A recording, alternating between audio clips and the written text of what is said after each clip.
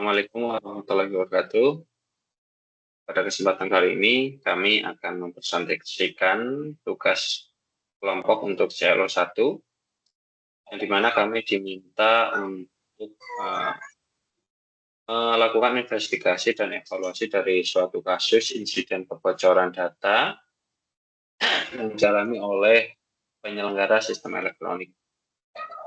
Di mana di sini kami mengambil kasus dari instansi BPJS, yang dimana untuk tugas ini atau penyelidikan kami dilakukan dimulai dari tanggal 2 November 2025. Yang pertama, perkenalkan, kami dari kelompok spam. Dengan anggota kelompok ada 2 orang, dengan saya sendiri, Septa Rinaldi, dengan NIM 1030423 dan Muhammad Amriansyah dengan NIM 1030423 Ketentuan yang kami pakai untuk melakukan penyelidikan ini mengacu pada Undang-Undang Nomor 27 Tahun 2022 tentang Perlindungan Data Pribadi dan Peraturan Pemerintah Penyelenggaraan Sistem dan Transaksi Elektronik Nomor 71 Tahun 2019. Latar belakang investigasi yang kami lakukan ada pada salah satu kebocoran data di suatu instansi pemerintahan, yaitu BPJS Kesehatan, yang dimana kasus ini merupakan salah satu insiden insiden yang lumayan besar dalam sejarah Indonesia, yaitu kebocoran data sejumlah 279 juta baris, yang di dalamnya termasuk data warga yang telah meninggal dunia juga. Kasus ini berada pada tahun 2021, tepatnya di bulan Mei, yaitu beberapa data tersebut dijual di forum hacker internasional, Right Forum. Kemudian untuk ruang lingkup investigasi yang kami lakukan, yang pertama ada mengidentifikasi jenis data pribadi yang bocor, yang kedua ada menelusuri penyebab kebocoran dan celah keamanan, yang ketiga mengevaluasi tindakan BPJS setelah insiden terjadi, termasuk notifikasi publik. Yang keempat, ada melakukan analisis risiko keamanan informasi. Dan yang terakhir, kami menyusun strategi mitigasi untuk mencegah insiden serupa di masa depan. Selanjutnya, untuk proses investigasi yang kami lakukan, ada mengumpulkan laporan resmi dari Kemenkominfo, BSSN, dan berita media terpercaya seperti Kompas, Detik, CNN Indonesia. Selanjutnya, menelusuri data sampel yang beredar di Right Forum, kemudian menganalisis pernyataan publik dari Direktur Utama BPJS Kesehatan. Selanjutnya ada membandingkan dengan kewajiban hukum sesuai Undang-Undang Perlindungan Data Pribadi tahun 2022 dan Peraturan Pemerintah PSTE tahun 2019. Bukti investigasi yang telah kami kumpulkan yaitu yang pertama tangkapan layar data bocor di forum Right Forum, ada rilisan resmi BPJS Kesehatan, yaitu BPJS Kesehatan tidak pernah membuka akses data ke pihak lain. Kemudian ada pernyataan Kemenkominfo mengenai investigasi bersama BSSN. Dan yang terakhir kami memiliki juga analisis pakar keamanan, yaitu bernama Teguh Aprianto yang mengonfirmasi validasi sebagian besar data bocor. Bukti investigasi yang telah kami temukan untuk bukti investigasi yang tidak dikumpulkan, contohnya ada log internal sistem BPJS karena bersifat pribadi atau hanya instansi yang dapat mengakses sehingga tidak tersedia di publik. Kemudian ada hasil audit forensik digital lengkap dan ini juga bersifat rahasia di institusi tersebut.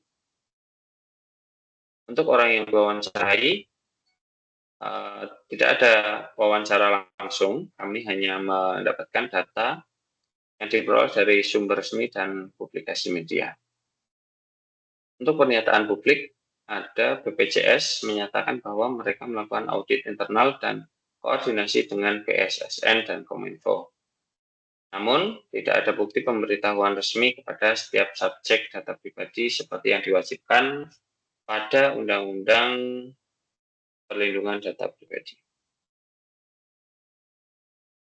Kemudian, selanjutnya ada pernyataan anonim, di mana para sumber anonim memilih untuk tidak menyebutkan identitas pribadinya. Karena yang pertama, informasi yang mereka sampaikan berasal dari akses forum underground yang beresiko secara hukum dan etika jika diungkapkan secara terbuka.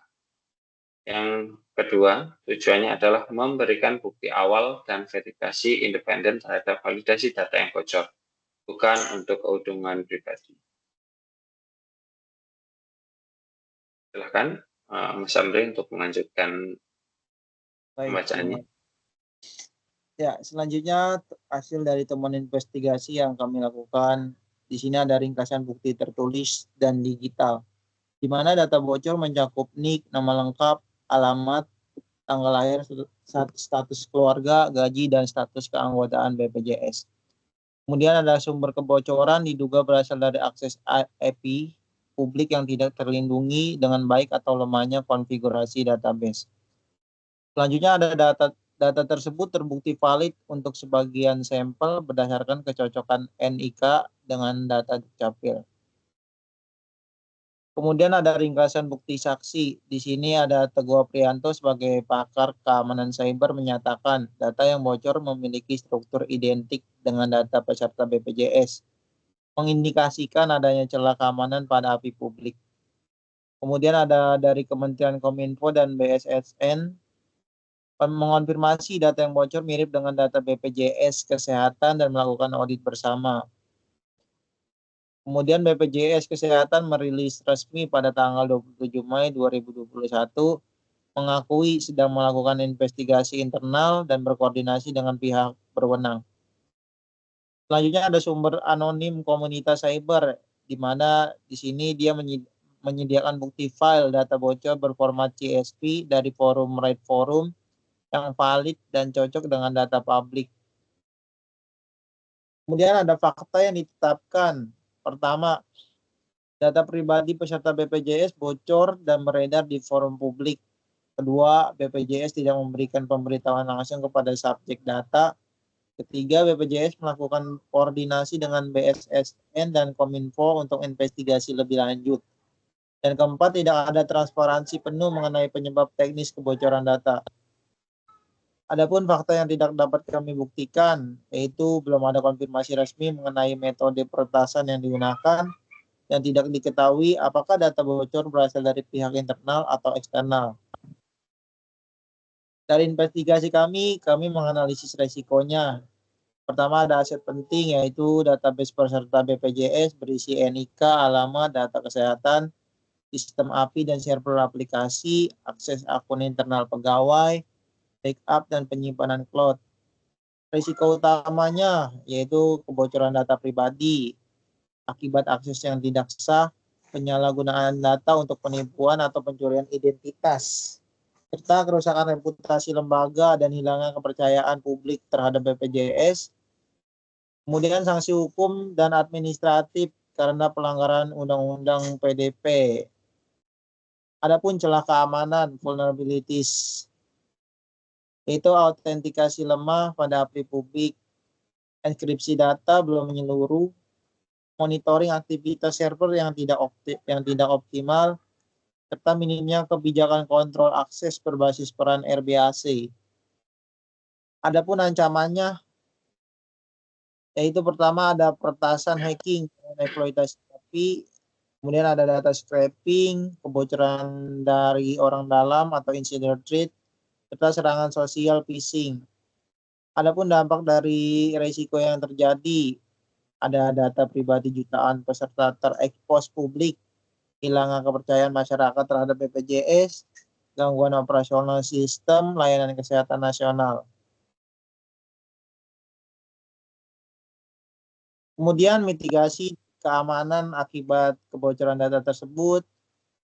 Pertama ada penerapan enkripsi menyeluruh untuk semua data sensitif.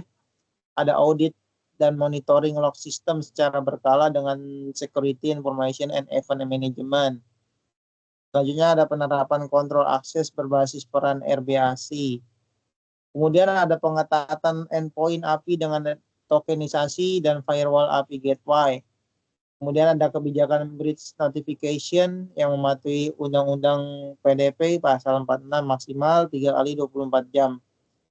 Pelatihan keamanan cyber bagi pegawai internal BPJS serta uji penetration testing setiap 6 bulan. Refleksi dari kasus tersebut, BPJS menunjukkan bahwa sistem skala nasional sekalipun rentan jika tata kelola data pribadi tidak disertai keamanan berlapis dan transparansi publik, kebocoran ini menjadi pelajaran penting bagi seluruh PSE di Indonesia agar kepatuhan terhadap undang-undang. Temuan implikasi. Pertama, implikasi terhadap kepercayaan publik kebocoran data kepada BPJS berdampak besar terhadap kepercayaan masyarakat. Terus kedua, ada implikasi terhadap kepatuhan regulasi. Insiden ini menunjukkan bahwa penerapan kebijakan keamanan data di lingkungan instansi pemerintah belum sepenuhnya memenuhi standar Undang-Undang PDP nomor 27 tahun 2022 dan Undang PP PSTE nomor 71 tahun 2019. Kemudian implikasi terhadap infrastruktur digital nasional kasus BPJS menjadi sinyal penting bahwa sistem elektronik berskala nasional membutuhkan standar keamanan cyber yang lebih ketat. Hal ini mendorong pemerintah untuk memperkuat tata kelola keamanan informasi nasional. Kemudian yang terakhir ada implikasi terhadap kebijakan dan edukasi SDM, diperlukan peningkatan kompetensi dan kesadaran keamanan cyber bagi pegawai karena banyak kebocoran data disebabkan oleh kelalaian manusia, bukan hanya kelemahan teknis. Berikut adalah informasi yang relevan lainnya. Setelah kejadian kebocoran data BPJS, RAID Forum ditutup secara permanen oleh otoritas internasional pada tahun 2022. Kemudian ada kasus ini juga menjadi salah satu pemicu utama pembentukan dan pengesahan Undang-Undang Perlindungan Data Pribadi pada tahun 2022 sebagai bentuk keseriusan pemerintah dan menangani isu keamanan data di Indonesia. Kemudian beberapa perusahaan teknologi di Indonesia termasuk marketplace besar seperti Tokopedia dan Bukalapak juga mengalami kasus serupa, menandakan bahwa permasalahan keamanan bersifat sistematik dan lintas sektor. Berdasarkan temuan pakar cyber, sebagian data BPJS yang bocor masih dapat ditemukan di forum gelap hingga tahun 2003. Lanjut Mas Septa. Oke, dari data-data di atas, kami menarik kesimpulan, yaitu BPJS Kesehatan terbukti mengalami kegagalan dalam perlindungan data pribadi peserta. Sehingga insiden ini berdampak besar terhadap kepercayaan publik, serta menjadi dasar pentingnya penerapan standar keamanan informasi nasional. Misalnya dengan menerapkan ISO 27001. Untuk detail lebih lanjut,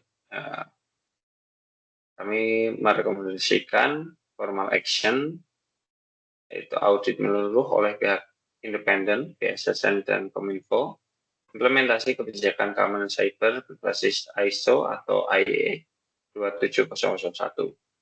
Yang kedua ada informal action, edukasi keamanan data kepada seluruh staf, kemudian ada meningkatkan transparansi publik terkait insiden data. Kemudian presentasi dari kami, adapun dokumen pendukung dapat diakses di link-link berikut untuk menambah tambahan data, untuk menambah ilmu dan info-info yang lebih lanjut. Sekian presentasi dari kami. Terima kasih. Assalamualaikum warahmatullahi wabarakatuh. Waalaikumsalam warahmatullahi wabarakatuh.